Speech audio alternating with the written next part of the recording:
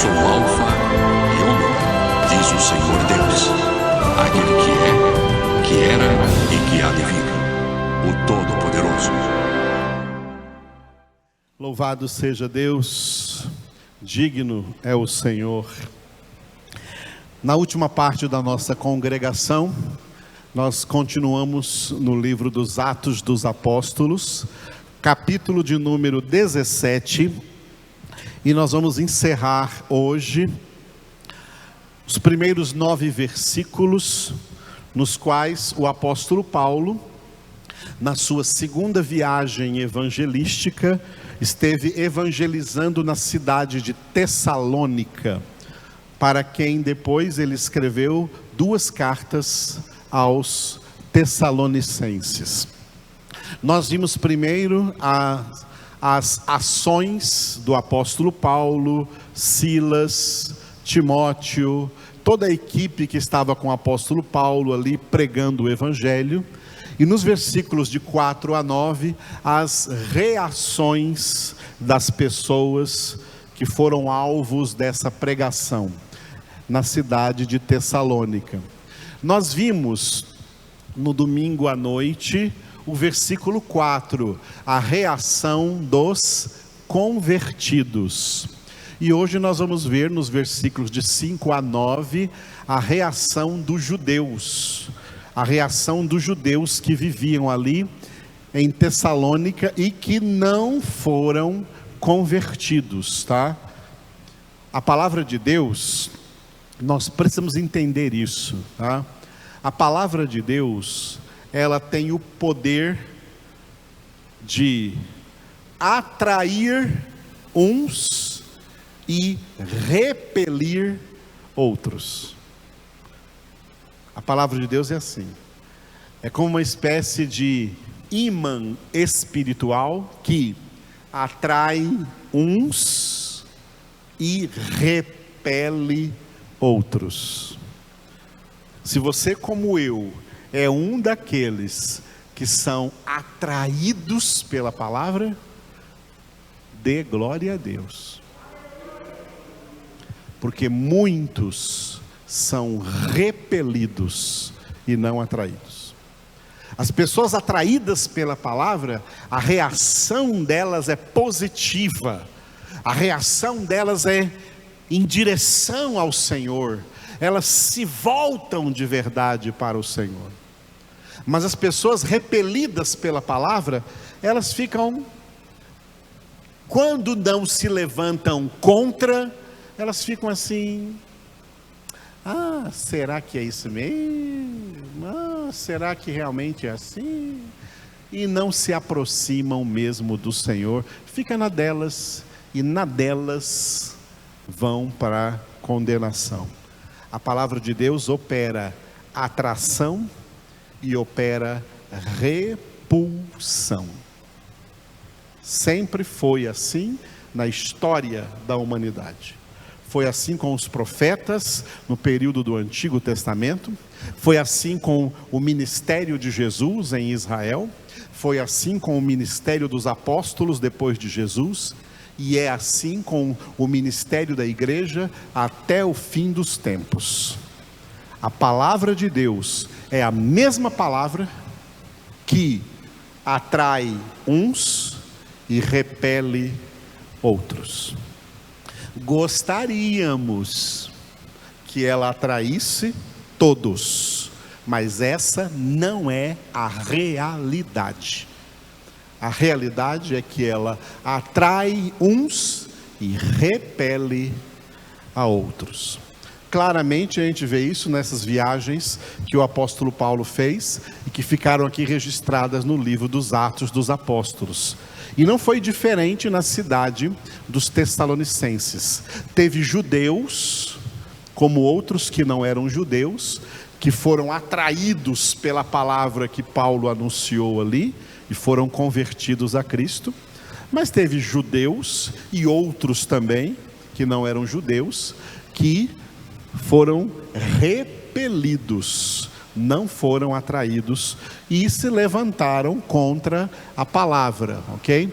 A reação desses judeus redundou na prisão de um dos recém-convertidos ali, que era um homem chamado Jason, e ele acabou sendo preso, e depois ele foi solto. Versículos 5 a 7, a prisão do Jason. Olha só a situação desse Jason, tá?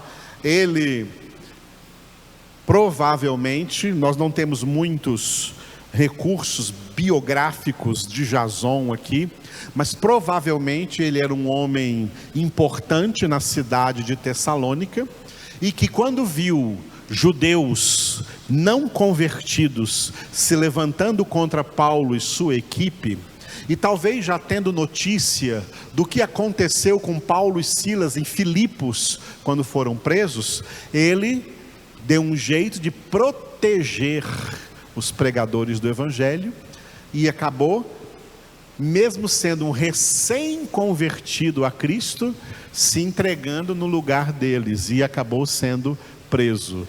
Este neo-convertido aí, novo convertido, chamado Jason, da cidade de Tessalônica. Eles invadiram então os judeus a casa de Jason para prendê-lo, né, e arrastaram a ele. No versículo 5, o título então é Casa de Jason. Leiam comigo para não ter que repetir, vamos ler juntos.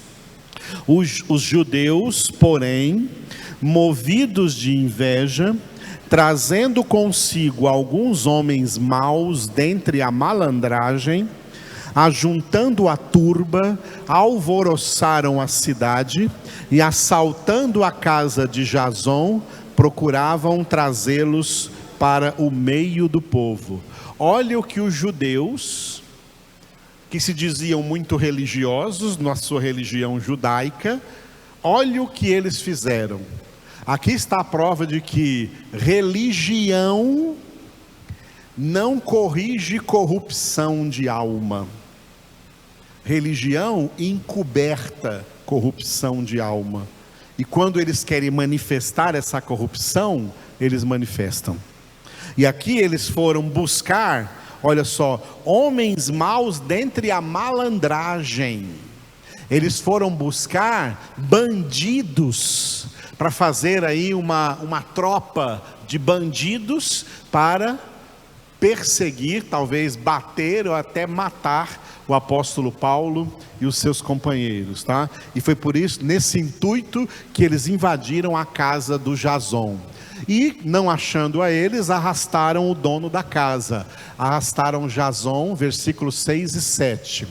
Versículo 6, o título é Transtornado o Mundo, e versículo 7, a argumentação dos acusadores. Então, versículo 6, vamos ler juntos.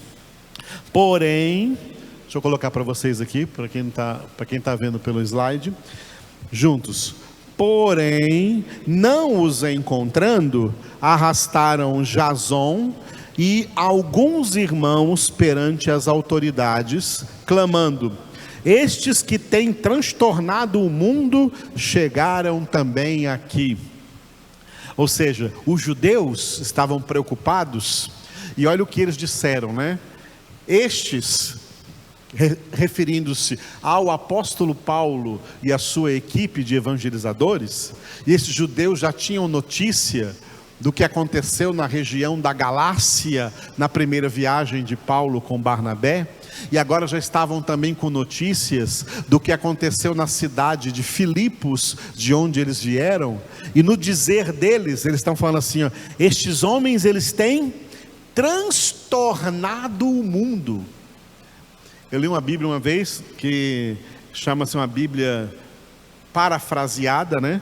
Que traz assim, às vezes as palavras de maneira mais simples, diz assim: estes homens que têm virado o mundo de cabeça para baixo, chegaram aqui na nossa cidade. Isso aqui é um versículo que mostra como o Evangelho incomoda os ímpios.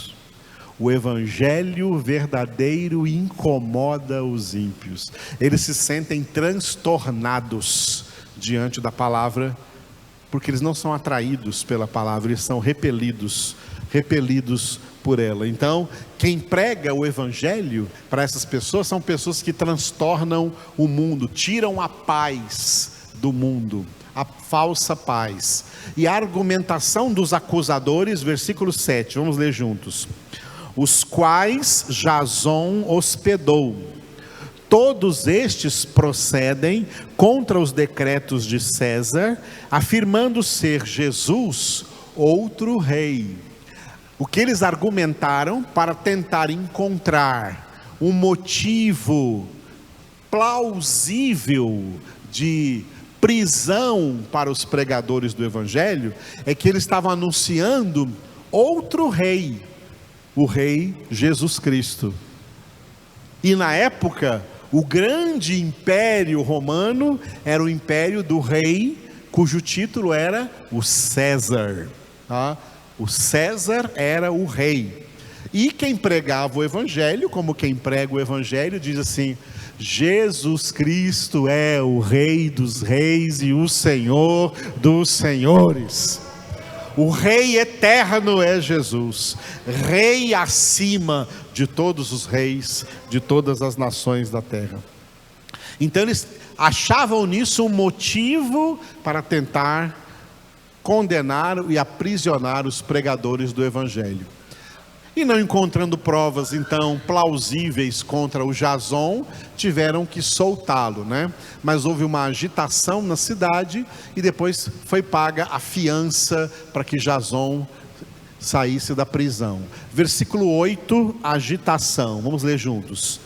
Tanto a multidão como as autoridades ficaram agitadas ao ouvirem estas palavras. Ficaram nervosos, agitados aqui, ficaram nervosos. O evangelho verdadeiro deixa os pecadores nervosos, deixa os pecadores agitados. O evangelho que deixa os ímpios tranquilos, na deles, não é de Deus. O evangelho de Deus puxa o tapete debaixo dos pés deles, tira a segurança deles, tira a paz deles, mostra para eles como eles são instáveis e como estão edificados sobre a areia e não sobre a rocha. Então as pessoas ficam nervosas. O pecador fica nervoso quando ele pensa que o evangelho vem tirar a bebida que ele gosta tanto de beber, que chama de minha cervejinha, meu vinhozinho, meu whiskyzinho. Ele fica nervoso quando o evangelho vem tirar dele a prostituição. Ele fica nervoso quando o evangelho vem tirar dele as coisas do mundo, porque tudo o que há no mundo é concupiscência da carne, concupiscência dos olhos e soberba da vida, e o amor de Deus não está nos mundanos. Quem é do mundo não é de Deus, e quem é de Deus não é do mundo, e quem é amigo do mundo se constitui inimigo de Deus. E ser inimigo de Deus é uma coisa muito dura, porque Deus não perde nada para ninguém, Deus sempre ganha. Inimigo de Deus sempre perde. E Jesus disse: vós sois meus amigos, se fazeis o que eu vos mando. É por isso que o verdadeiro evangelho, tá, deixa os ímpios e os religiosos agitados, porque eles estão aí firmados em falsas seguranças, tanto em falsas seguranças sociais, como em falsas seguranças religiosas. E aí o último versículo de hoje, né? Versículo 9, a fiança paga para o Jason ser solto, e termina aqui a estadia de Paulo na cidade de Tessalônica. Vamos ler juntos. Contudo, soltaram Jason e os mais, após terem recebido deles a fiança estipulada. O coitado do Jason, que era um recém-convertido, e aqui não cita os outros mais, que também foram presos, mas que também eram possivelmente recém-convertidos, eles mesmos, e eu diria até com alegria, pagaram a fiança e saíram daquela prisão livres, porque a maior liberdade é a que eles já tinham. Jesus já vivia neles. Eu sempre fico, assim, vou usar essa palavra, empolgado quando eu leio o livro dos Atos dos Apóstolos e ver o que acontecia na pregação do Evangelho em lugares aonde esse Evangelho nunca havia chegado ainda. E ver como o Evangelho age poderosamente na vida daqueles que são atraídos pela palavra. Mesmo que hajam aqueles que se levantem contra essa pregação, porque a palavra os repeliu. Então essa é a lição que nós tiramos de todas essas evangelizações históricas, são fatos históricos, registrados aqui nesse livro dos Atos dos Apóstolos. E essa palavra vale para nós hoje. A palavra de Deus, ela atrai uns e repele a outros. E aqueles que ela repele ficam preocupados, ficam agitados, ficam nervosos. E é por isso que sempre a pregação do Evangelho, a pregação da palavra de Deus, sempre sofreu perseguições na terra e no mundo, mas, como o próprio Paulo escreveu a Timóteo, a palavra não está algemada. Ninguém jamais, governo algum, presidente algum, político nenhum, reino da terra nenhum, impedirá o propósito que Deus tem no anúncio do Evangelho, no anúncio da sua palavra viva e eficaz. Eu sou o Alfa e Ômega, diz o Senhor Deus, aquele que é, que era e que há